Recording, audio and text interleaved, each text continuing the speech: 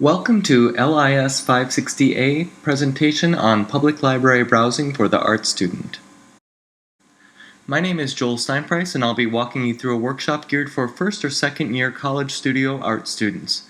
This presentation will identify the target group, lay out the skill set goals for the project, the preparation steps, lesson plan, and evaluation for a 3-session workshop in which studio art students will visit their local library, create a visual map of the space using found resources, and present on their completed project.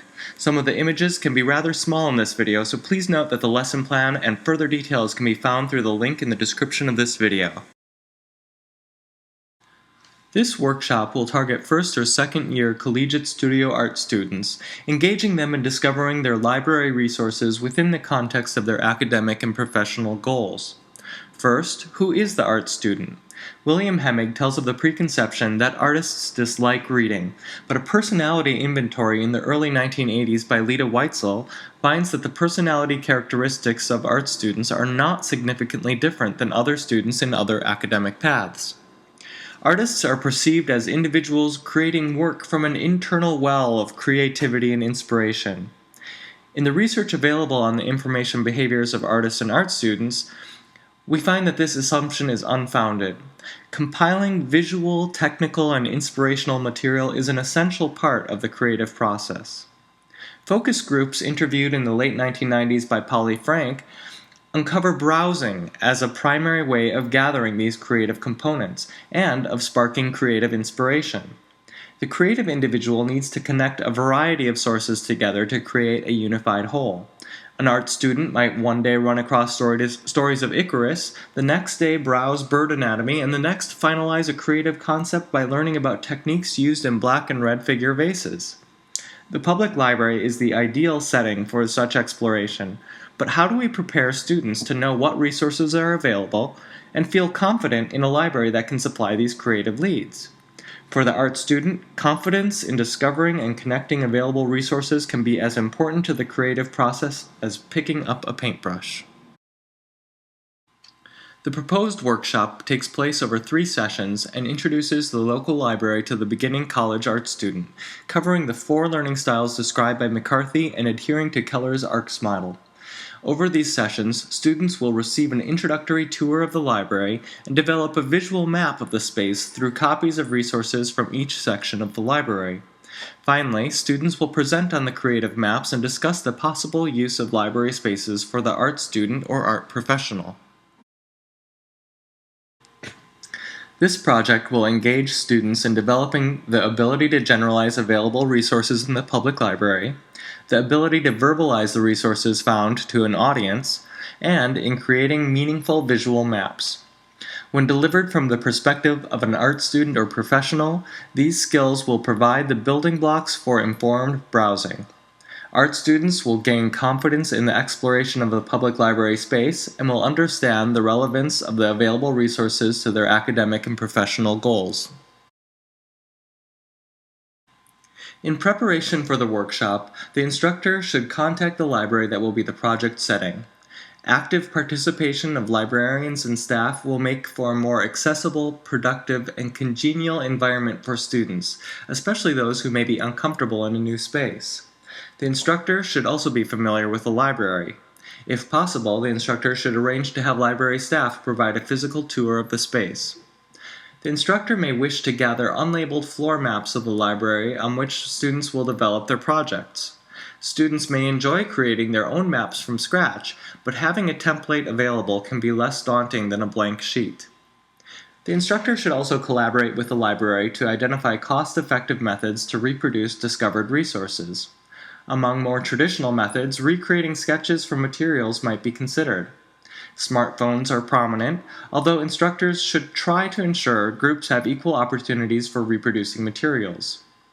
Crafting components like glue and poster board are an essential component of this project. A space outside of the library is ideal, however, as library policies may be prohibitive with some materials. Finally, a space is required for students to present on their projects, view the completed works, and discuss their findings and experiences. In the first session, the instructor should outline the project as a whole, introducing the different segments and allowing for questions. If desired, the grading rubric described later may also be distributed and reviewed to provide students with goals and anticipated outcomes. Ideally, the instructor will arrange the opportunity for librarians to introduce themselves.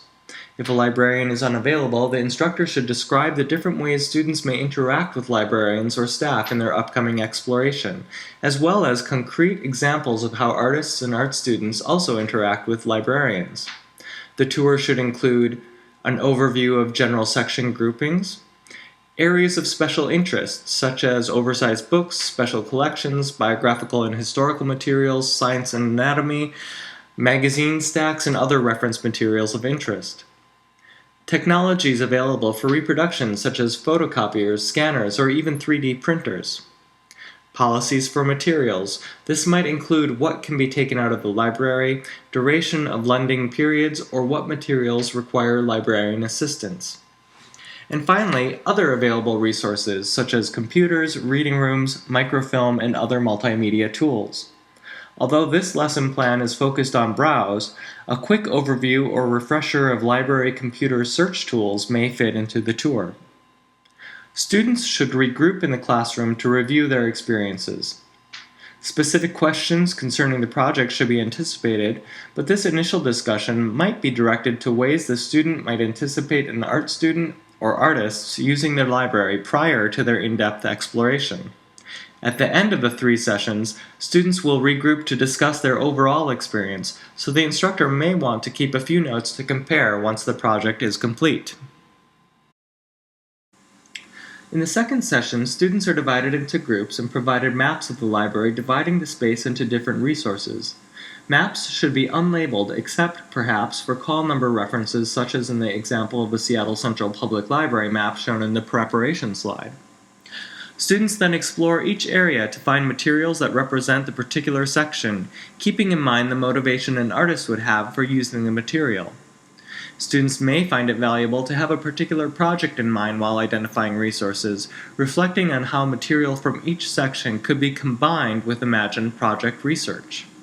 Students will make use of various copying techniques to generate reproductions of material representative of the section.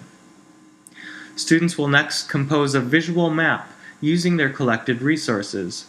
The instructor may wish to reiterate the goal as providing context behind the selections as a representative piece from a section or as a piece of a larger process. The construction process will most likely extend into another session, or the instructor may determine this portion is to be completed outside of class to develop further self-sufficiency. While the map may be directly overlaid onto the provided templates, a larger poster board size may be more effective for presentation. Students may wish to reconfigure to visually expand sections that provide more interest than others. For example, the 700 section might deserve an expanded view detailing smaller subsets, as might the 100s or 500s.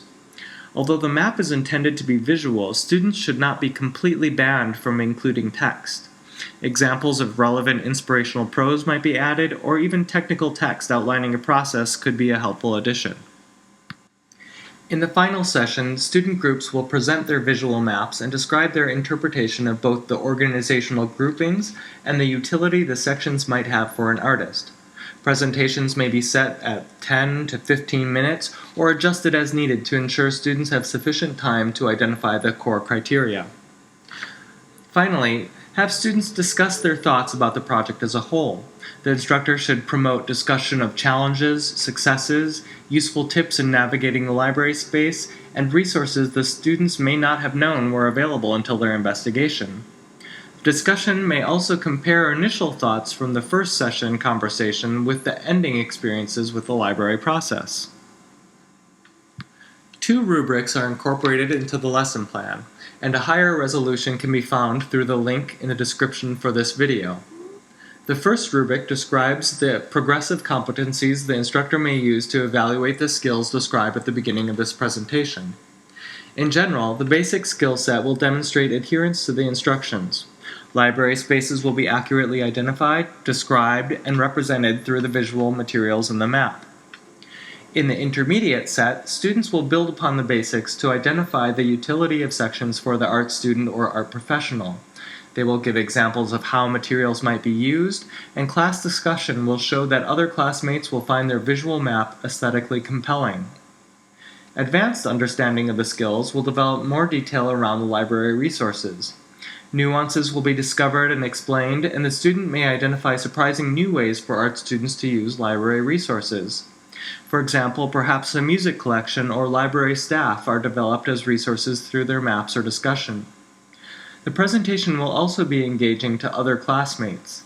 This means that discussion will be active, and students will find agreement in the usefulness of the resources and relevance.